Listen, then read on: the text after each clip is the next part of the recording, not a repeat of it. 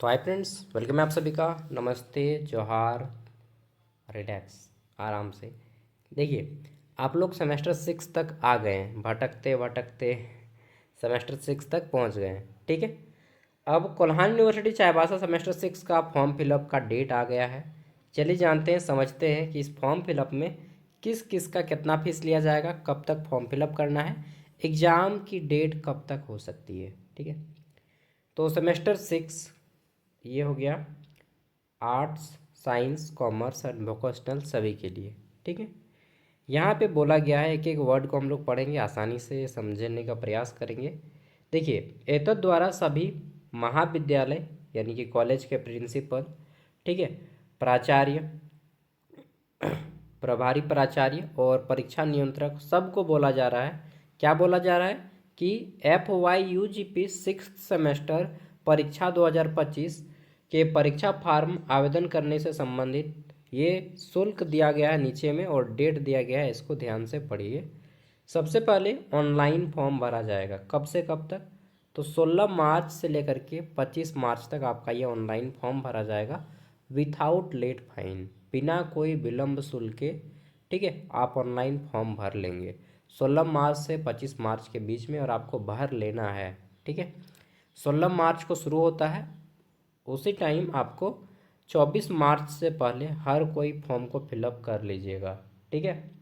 24 मार्च आपका दिन मंगलवार पड़ता है, उसके पहले ही फॉर्म को फिलअप कर लीजिएगा। 25 तारीख को भी कर सकते हैं, लेकिन 25 तारीख के बाद कीजिएगा तो फिर आपको लेट फाइन लगेगा। 200 रुपया लेट फाइन के साथ आप 31 मार्च तक फॉर्म फिलअप कर सकते हैं। ठीक है। फॉर्म फिलअप कोल्हान यूनिवर्सिटी का ऑफिशियल वेबसाइट से होता है, जैसा कि आपको मालूम है। ठीक है। फॉर्म फिलअप के बाद आपको आपका फीस जमा करना है ऑनलाइन और प्रिंट आउट निकाल लेना है। ठीक है। और निर्धारित तिथि के बाद आपका फॉर्म फिलअप नहीं होगा, मतलब 31 मार्च के बाद आपका फॉर्म फिलअप नहीं होगा। ठीक है। और फिर फॉर्म फिलअप करने के बाद प्रिंट आउट लेने के बाद वो प्रिंट आउट अपने कॉलेज को जमा कर दीजिएगा। अब बात आता है कितना पैसा लगेगा भैया, तो इस बार पैसा थोड़ा सा ज़्यादा लगेगा।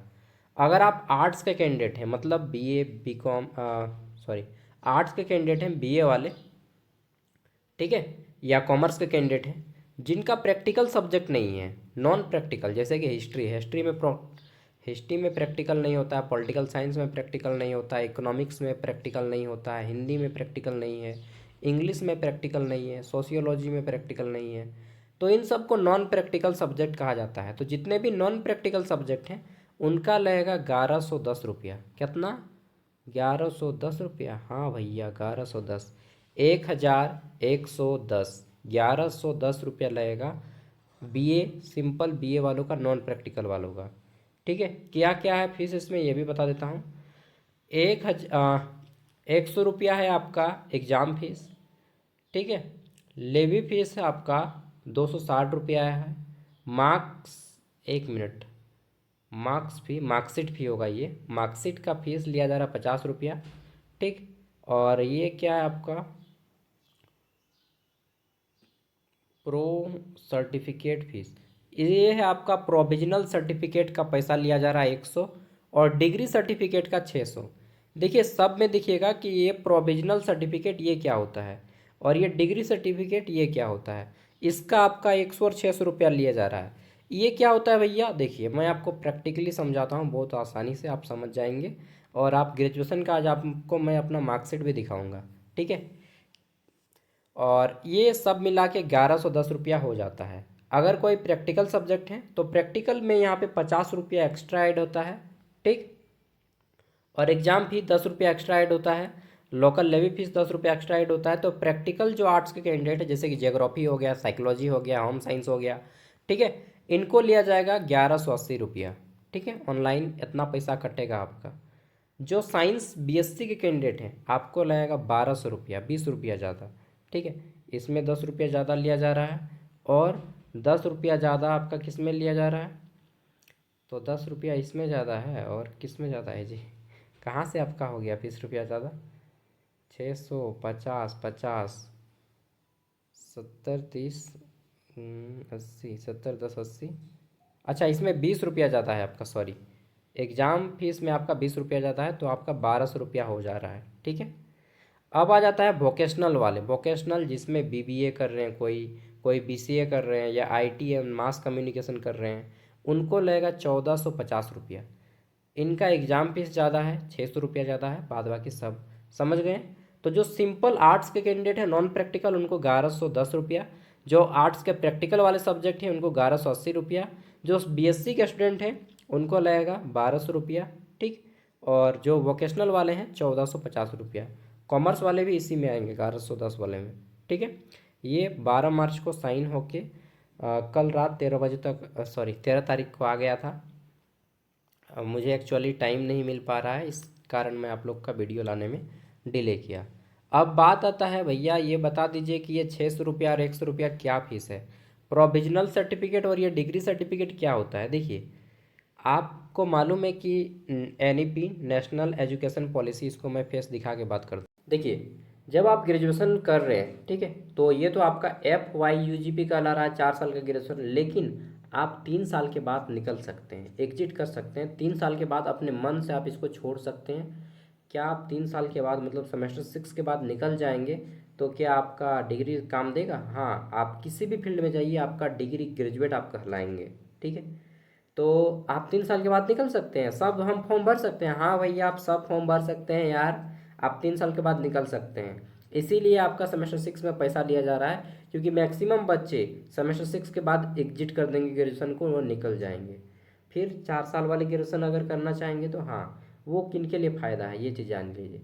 4 साल वाले ग्रेजुएशन उनके लिए फ़ायदा है जो इन फ्यूचर में एमए करना चाहते हैं, एमए करके वो हायर एजुकेशन में जाना चाहते हैं, चाहे टीचर बनना चाहते हैं, उनके लिए फ़ायदा है।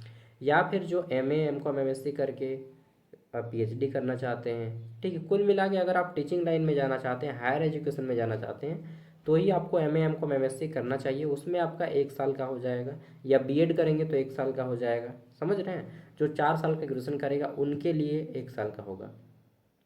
बाकी जो 3 साल के निकलेंगे उनके लिए, अगर आप बीए के बाद एमए करना चाहेंगे, या बीकॉम के बाद एमकॉम करना चाहेंगे, या बीएससी के बाद एमएससी करना चाहेंगे, या बीबीए जो कर रहे हैं वो एमबीए करना चाहेंगे, तो आपका 2 साल का रहेगा, ठीक है।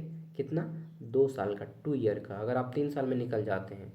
क्या आप 3 साल वाला निकल के हम सभी गवर्नमेंट जॉब का फॉर्म भर पाएंगे? बिल्कुल, आप पूरा गवर्नमेंट जॉब का फॉर्म भर पाएंगे, ठीक है। तो इस बात को मैं क्लियर कर दे रहा हूँ, इसीलिए आप बहुत सारे बच्चे क्या होंगे कि निकल जाएंगे।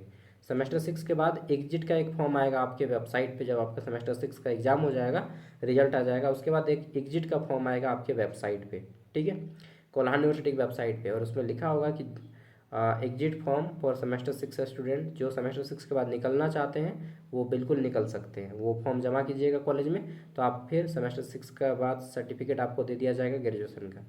सर्टिफिकेट का ही फीस लिया जा रहा है आपका, इसीलिए समझें। क्योंकि जो बच्चे निकलना चाहेंगे उसके लिए सर्टिफिकेट फिर सेमेस्टर 7 में थोड़ी ना पैसा लेगा, इसलिए आपका पहले ही पैसा ले लिया जा रहा है सबका, कि जिसको जिसको निकलना रहेगा वो निकल सकते हैं, पहले ही आपका पैसा जमा हो जाएगा। किसका ले रहा है? तो आपका मार्क्स, डिग्री सर्टिफिकेट का फीस ले रहा है 600 रुपया, और प्रोविजनल सर्टिफिकेट का 100 रुपया, और मार्कशीट का ले रहा है 50 रुपया। चलिए मैं दिखा दे रहा हूँ आपको ये कैसा होता है। एंड वन थिंग, देखिए, अगर कोई किसी एक दो सब्जेक्ट में फेल है तो क्या वो सेमेस्टर 6 में निकल जाएंगे, तो क्या वो डिग्री होगा मान्यता? नहीं, आपका वो मान्यता नहीं होगा।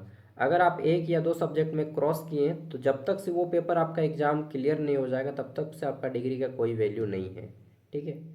तो अगर आप फेल हैं किसी सब्जेक्ट में तो आप सेमेस्टर 7 में नहीं जा सकते हैं।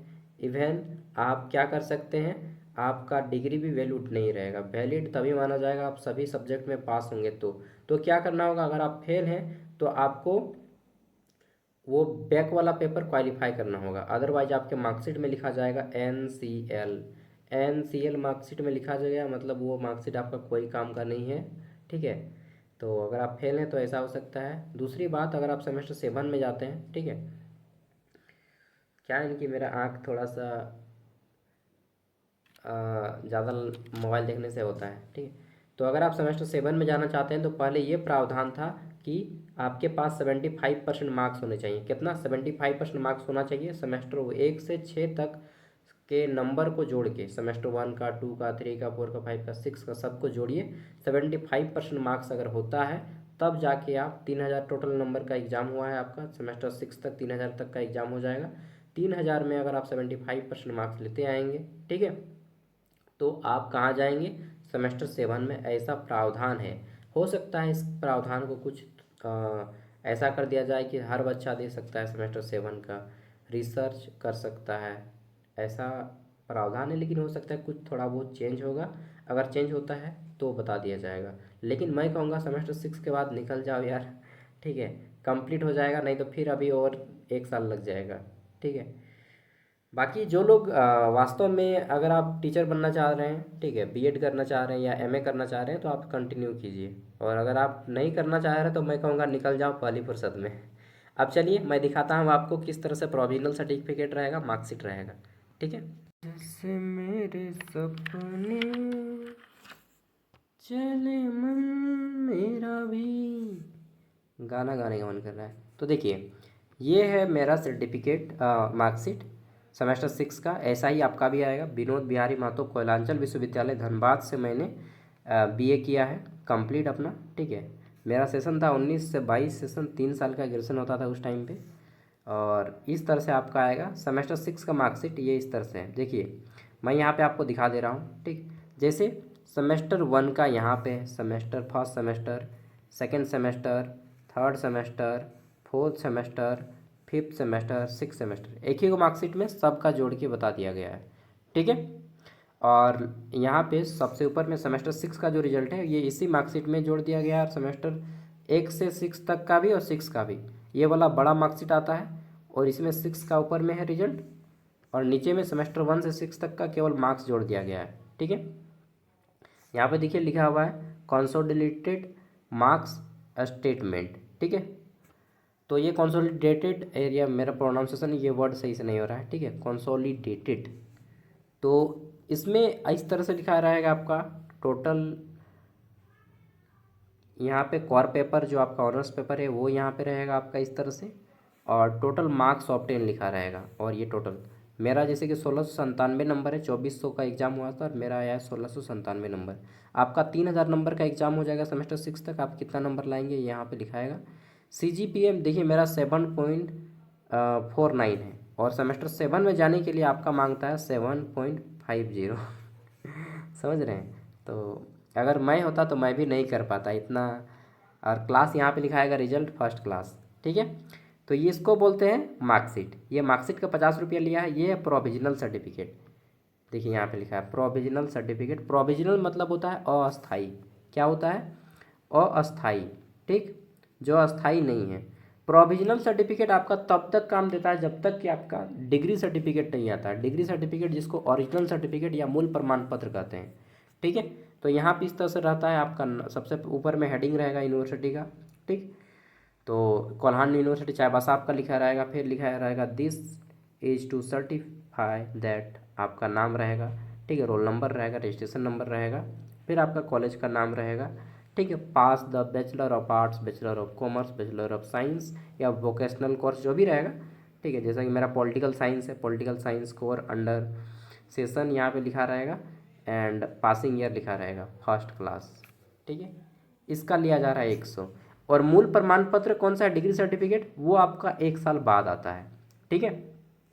वो कॉन्वोकेशन जिसको दीक्षांत समारोह बोलते हैं, दीक्षांत समारोह के टाइम में मिलता है। जैसे कि मैं जब अभी तक मेरा ग्रेजुएशन का जो है डिग्री सर्टिफिकेट अभी तक मैंने नहीं निकाला है।